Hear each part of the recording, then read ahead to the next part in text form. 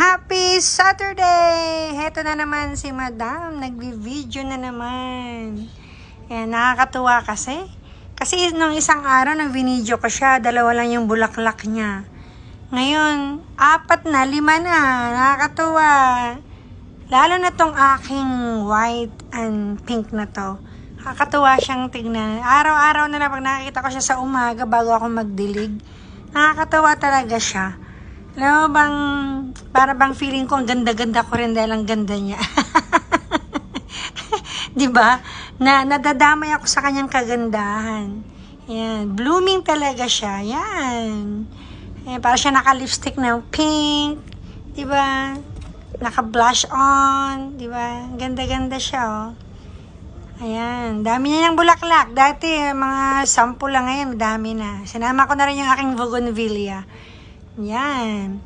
Tsaka, nakakatawa lang talagang i-video. Kaya sana wag kayong magsawang panuorin. Yan, yung aking isa pang kalachuchi. Ito naman, double petals. Yung isa is single petals, para siyang gumamela. This one is like a rose naman. Diba? Sabi ko, tumatagal yung bulaklak niya. Tingnan mo, binidyo ko siya last week. Ngayon ulit, oh. Buhay na buhay pa rin yung kanyang mga bulaklak. Nakakatawa lang talaga. Siguro dahil mahilig lang ako sa flowers. Flowers lover si Madam. So, ayan. Ito yung aking munting garden in Dubai. Swerte ko lang kasi nakatira ako. I'm living in a villa in Dubai. That's why I have my simple garden here. If I'm living in a flat, mahirap mag-garden ng ganito. Yan, napa-English tuloy ako napa-dollar tuloy ako. Para sa mga ibang viewers ko na hindi nakakaintindi ng Tagalog. Yan, thank you for watching. Sana nagustuhan nyo.